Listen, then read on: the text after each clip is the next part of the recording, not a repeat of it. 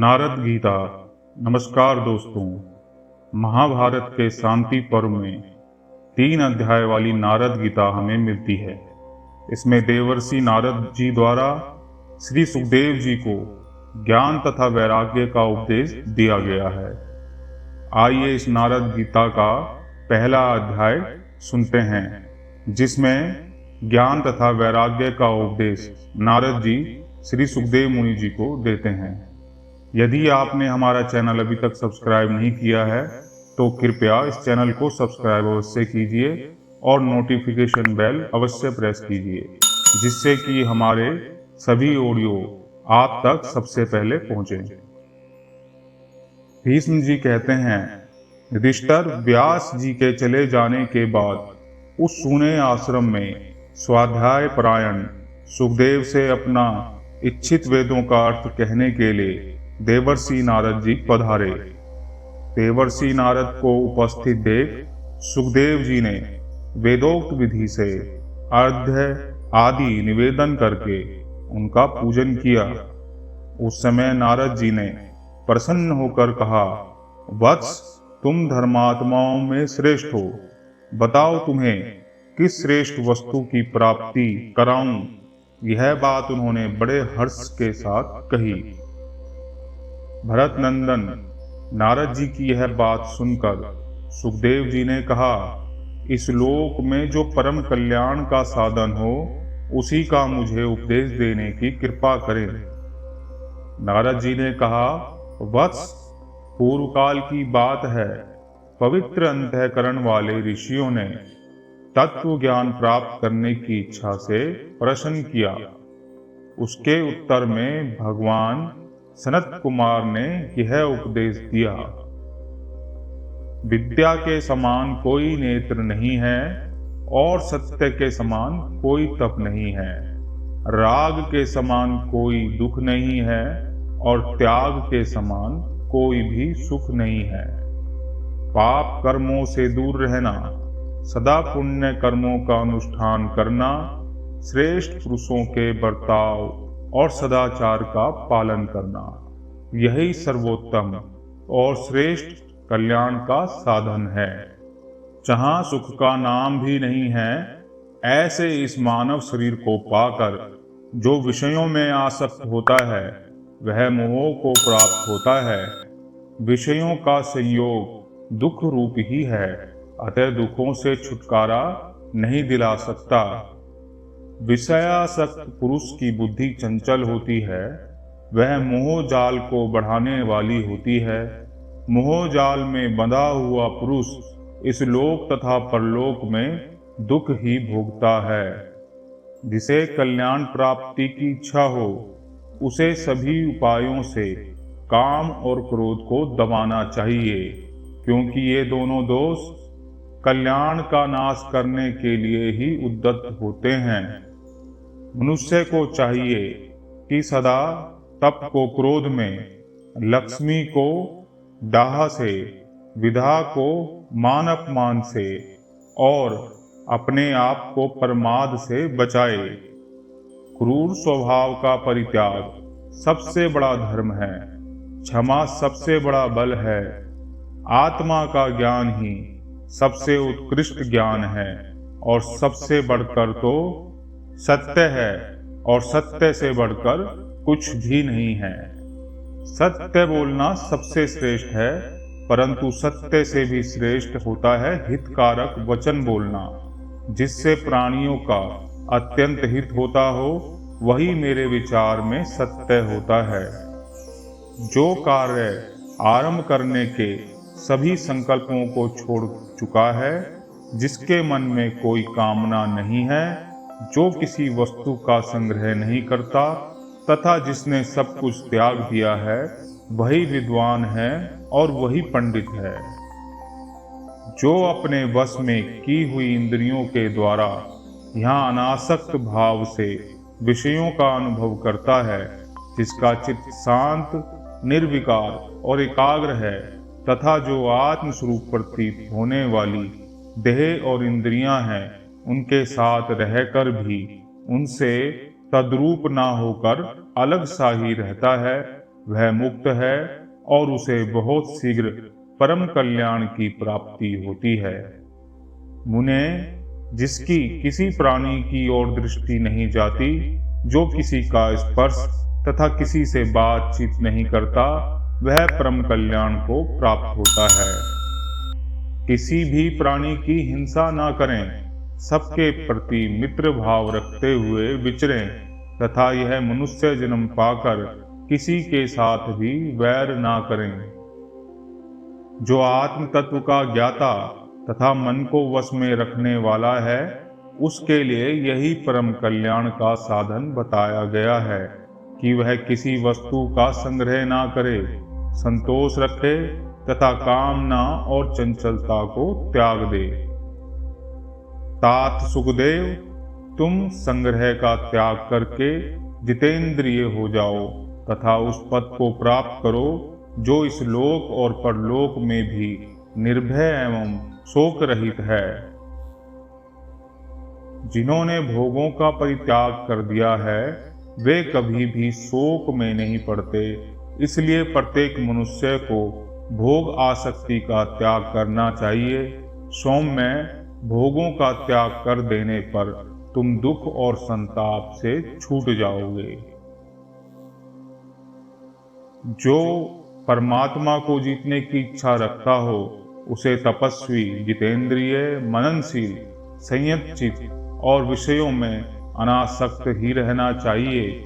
जो ब्राह्मण त्रिगुणात्मक विषयों में आसक्त ना होकर सदा एकांतवास करता है, वह शीघ्र ही सर्वोत्तम सुख रूप मोक्ष को प्राप्त करता है। जो मुनि मैथुन में सुख मानने वाले प्राणियों के बीच में रहकर भी अकेले रहने में ही आनंद मानता है, उसे विज्ञान से परितृप्त समझना चाहिए। जो ज्ञान से तृप्त होता है, वह कभी किसी बात का शोक नहीं करता। जीव सदा कर्मों के अधीन रहता है, वह शुभ कर्मों के अनुष्ठान से देवता होता है। दोनों के सम्मिश्रण में मनुष्य जन्म पाता है और केवल अशुभ कर्मों से पशु पक्षी आदि नीच योनियों में जन्म लेता है। उन योनियों में जीवों को सदा जरा, मृत्यु और नाना प्रकार के दुखों से संतप्त होना पड़ता है। इस प्रकार संसार में जन्म लेने वाला प्रत्येक प्राणी संताप की आग में पकाया जाता है। इस बात की ओर तुम क्यों ध्यान नहीं देते? तुमने अहित में ही हित बुद्धि कर ली है। जो विनाशशील वस्तुएं हैं, उन्हीं को ही अविनाशी नाम दे रखा है और अनर्थ में ही तुम्हें अर्थ का बोध हो रहा है। यह बात भी क्यों समझ नहीं आती है? जैसे रेशम का कीड़ा अपने ही शरीर में उत्पन्न हुए तंतुओं द्वारा अपने आप को आच्छादित कर लेता है, उसी प्रकार मनुष्य भी मोहवश अपने से ही उत्पन्न संबंध के बंधनों द्वारा अपने आप को बांधते जाता है। यह बात मनुष्य की समझ में नहीं आ रही। यहाँ विभिन्न वस्तुओं के संग्रह की कोई आवश्यकता नहीं, क्योंकि संग्रह से महान दोष उत्पन्न होता है। रेशम का कीड़ा अपने संग्रह दोष के कारण ही बंधन में पड़ता है। स्त्री, पुत्र और कुटुंब में आसक्त रहने वाले प्राणी उसी प्रकार कष्ट पाते हैं, जैसे जंगल के बूढ़े हाथी तालाब के दलदल में फंसकर दुख उठाते हैं। जिस प्रकार महान जाल में फंसकर पानी से बाहर आकर मत्स्य तड़पते हैं, उसी प्रकार मोहजाल से आकृष्ट होकर अत्यंत कष्ट उठाते हुए इन प्राणियों की ओर दृष्टिपात करो। संसार में कुटुंब, स्त्री, पुत्र, शरीर और संग्रह सब कुछ पराया है, सब नाशवान है। इसमें अपना क्या है? केवल पाप और पुण्य। जब सब कुछ छोड़कर तुम्हें यहाँ से विवश होकर चल देना है, तब इस अनर्थ में जगत में क्यों आसक्त हो रहे हो? अपने वास्तविक अर्थ मोक्ष का साधन क्यों नहीं करते? जहाँ ठहरने के लिए कोई स्थान नहीं, कोई सहारा देने वाला नहीं, राह खर्च नहीं तथा अपने देश का कोई साथी अथवा राह बताने वाला नहीं, जो अंधकार से व्याप्त और दुर्गम है, उस मार्ग पर तुम अकेले कैसे चल सकोगे? जब तुम परलोक की राह लोगे, उस समय तुम्हारे पीछे कोई नहीं जाएगा, केवल तुम्हारा किया हुआ पुण्य या पाप ही वहां जाते समय तुम्हारा अनुसरण करेगा। परमात्मा की प्राप्ति के लिए ही विद्या, कर्म, पवित्रता और अत्यंत विस्तृत ज्ञान का सहारा लिया जाता है। जब कार्य की सिद्धि हो जाती है, तब ही मनुष्य मुक्त होता है। गांवों में रहने वाले मनुष्यों की विषयों के प्रति जो आसक्ति होती है, वह उसे बांधने वाली रस्सी के समान है। पुण्यात्मा पुरुष उसे काटकर आगे परमार्थ के पथ पर बढ़ जाते हैं, किंतु जो पापी हैं, वे इस बंधन को नहीं काट पाते। यह संसार एक नदी के समान है, जिसका उपादान या उद्गम सत्य है। रूप इसका किनारा है, मन, स्रोत, स्पर्श, द्वीप और रस ही प्रवाह है। गंध उस नदी की कीचड़, शब्द जल और स्वर्ग रूपी दुर्गम घाट है। शरीर रूपी नौका की सहायता से उसे पार किया जा सकता है। क्षमा इसको खेने वाली लग्गी और धर्म इसको स्थिर रखने वाली रस्सी है। यदि त्याग रूपी अनुकूल पवन का सहारा मिले तो इस शीघ्रगामिनी नदी को पार किया जा सकता है। इसे पार करने का अवश्य ही प्रयत्न करना चाहिए। धर्म और अधर्म को छोड़ो, सत्य और असत्य को भी त्याग दो और दोनों का त्याग करके जिसके द्वारा त्याग करते हो उसको भी त्याग दो। संकल्प के त्याग द्वारा धर्म को और लिप्सा के अभाव द्वारा अधर्म को भी त्याग दो। फिर बुद्धि के द्वारा सत्य और असत्य का त्याग करके परम तत्व के निश्चय द्वारा बुद्धि को भी त्याग दो। यह शरीर पंचभूतों का घर है। इसमें हड्डियों के खंभे लगे हैं। यह नस नाड़ियों से बंधा हुआ, रक्त मांस से लिपा हुआ और चमड़े से मढ़ा हुआ है। इसमें मल मूत्र भरा हुआ है, जिससे दुर्गंध आती रहती है। यह बुढ़ापा और शोक से व्याप्त है, रोगों का घर है, दुख रूप रजोगुणी धूल से ढका हुआ और अनित्य है। अतः तुम्हें इसकी आसक्ति को त्याग देना चाहिए। यह संपूर्ण चराचर जगत पंच महाभूतों से उत्पन्न हुआ है, इसलिए महाभूत स्वरूप ही है। जो शरीर से परे है वह महतत्व अर्थात बुद्धि, 5 इंद्रियां, 5 सूक्ष्म महाभूत अर्थात तन मात्राएं, 5 प्राण तथा सत्व आदि गुण, इन 17 तत्वों के समुदाय का नाम अव्यक्त है। इनके साथ ही इंद्रियों के 5 विषय अर्थात स्पर्श, शब्द, रूप, रस और गंध एवं मन और अहंकार, इन संपूर्ण व्यक्त को मिलाने से जो 24 तत्वों का समूह होता है, उसे व्यक्त अव्यक्तमय समुदाय कहा जाता है। इन सब तत्वों से जो संयुक्त है उसे पुरुष कहते हैं। जो पुरुष धर्म, अर्थ, काम, सुख, दुख और जीवन मरण के तत्व को ठीक ठाक समझता है, वही उत्पत्ति और प्रलय के तत्व को भी यथार्थ रूप से जानता है। ज्ञान के संबंध में जितनी बातें हैं उन्हें परंपरा से जानना चाहिए।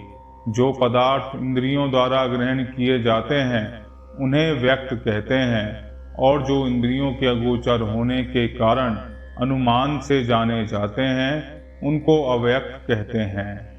जिनकी इंद्रियां अपने वश में हैं वे जीव उसी प्रकार तृप्त होते हैं जैसे वर्षा की धारा से प्यासा मनुष्य। ज्ञानी पुरुष अपने को प्राणियों में व्याप्त और प्राणियों को अपने में स्थित देखते हैं।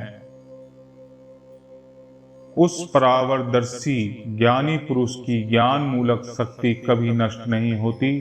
जो संपूर्ण भूतों को सभी अवस्थाओं में सदा देखा करता है, वह संपूर्ण प्राणियों के सहवास में आकर कभी अशुभ कर्मों से युक्त नहीं होता, अर्थात अशुभ कर्म नहीं करता। जो ज्ञान के बल से मोह जनित नाना प्रकार के क्लेशों से पार हो गया है, उसके लिए जगत में बौद्धिक प्रकाश से कोई भी लोक व्यवहार का मार्ग अनिरुद्ध नहीं होता। मोक्ष के उपाय को जानने वाले भगवान नारायण कहते हैं कि आदि अंत से रहित अविनाशी, अकर्ता और निराकार जीवात्मा इस शरीर में स्थित है। जो जीव अपने ही किए हुए विभिन्न कर्मों के कारण सदा दुखी रहता है, वही उस दुख का निवारण करने के लिए कई प्रकार के प्राणियों की हत्या भी करता है। तदनंतर वह और भी बहुत से नए नए कर्म करता है, और जैसे रोगी अपथ्य खाकर दुख पाता है, उसी प्रकार उस कर्म से वह अधिक अधिक कष्ट पाता है। जो मोह से अंधा विवेक शून्य हो गया है, वह सदा ही दुखद भोगों में ही सुख बुद्धि कर लेता है और मथानी की भांति कर्मों से बंधता एवं मथा जाता है।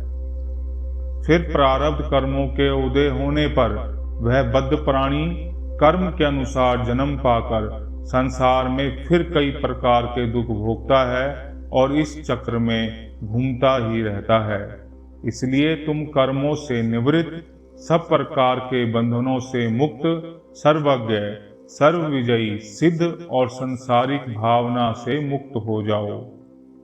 बहुत से ज्ञानी पुरुष संयम और तपस्या के बल से नवीन बंधनों का उच्छेद करके अनंत सुख देने वाली अबाध सिद्धि को प्राप्त हो चुके हैं। इस प्रकार नारद जी द्वारा श्री सुखदेव मुनि जी को ज्ञान और वैराग्य का उपदेश दिया गया। प्रेम पूर्वक सुनने के लिए आपका धन्यवाद।